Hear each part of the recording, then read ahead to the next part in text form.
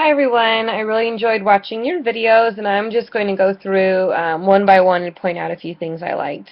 So starting with Donovan, the biggest thing that stuck out to me was when you talked about stereotypes and how that is a negative part of the framework, just because as easy as it is to give in to stereotypes and associate a person with a particular group,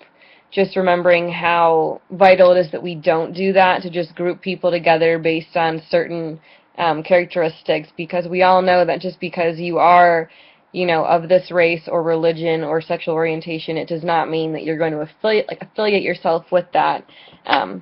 group. So just remembering that as easy as it is to, give in to stereotypes, maybe even obliviously, we need to really work against that. Cody, I loved your introduction, how you started off with your personal attributes. I'm kind and caring and hardworking, and then you went into all the different contexts in your life, such as your race, your status, your sexual orientation, and I just thought that was a really neat way to tie it all in. And one thing you said is each interaction is going to be different with our students that we work with. So even if someone is of a particular race or religion, or personal attributes are similar, it doesn't mean that our interaction between those two students is going to be the same, just because on paper maybe some of their attributes look similar. And I also think that you mentioned you didn't really find your social identity as much until you went to college and you met all these people and faculty and friends and advisors that helped you feel comfortable in your identity. And I just think that will make you such an effective and helpful student affairs practitioner, and I think that will make you so much better at the job, because you realize how valuable that relationship that you had with these people was for you, and that I think you'll be better off to do that for other students and to sort of help them find their social identity, because you'll, remember and realize how important that was for you, going through this stage of our life. Rachel, I thought you had a great example of how your social identity is always going to be changing based on your current experience, which is a part of the context. And you talked about how,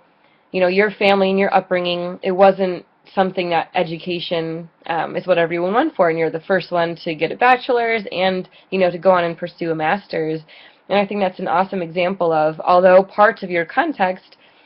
from your past of your upbringing, and those sort of things don't necessarily, carry on into the future, and that the context is always going to be changing based on the choices you make. And, your choice to go to college and become educated and pursue higher education, changed your context, which in turn changed your social identity. So I think we do need to remember that our context is going to be very fluid and dynamic. You also mentioned self-correcting when talking about the students that go to the Veterans Office for more special services. And I think that term self-correcting is just a neat one to remember. It's a little underused, I think, because we always need to stop and reevaluate and assess ourselves and figure out, catch ourselves in our own mistakes. And Samantha, you talked about how your core values were formed through your experiences and your upbringing, but that you realize as well that your identity is fluid based on the context. And although your core attributes of your personality, being kind or motivated, those are going to be a little bit more stable, but your social identity is always going to be changing. As we all kind of said in our videos, we're very different people now than we were 5 years ago because of the context that we put ourselves in that are always changing. And the last thing, Samantha, I really liked that you talked about was a quote from the book that I overlooked the first time around, so I'm glad you brought it up, was that the more privileged the race was, the less salient of a factor it was in their social identity. So, for example, you said that, people are white don't really have white as one of their top 3 characteristics that define who they are, but people who were African American, Asian, or Hispanic seem to put their race as one of the major determining factors of forming their social identity. And that's something that I never realized until you sort of, reflected on that in these videos, is that it seems true that the minority races seem to have their race be a much more salient factor in their identity. And although I don't know that there's an answer to why it is, I do think it's interesting just to stop and reflect on that, because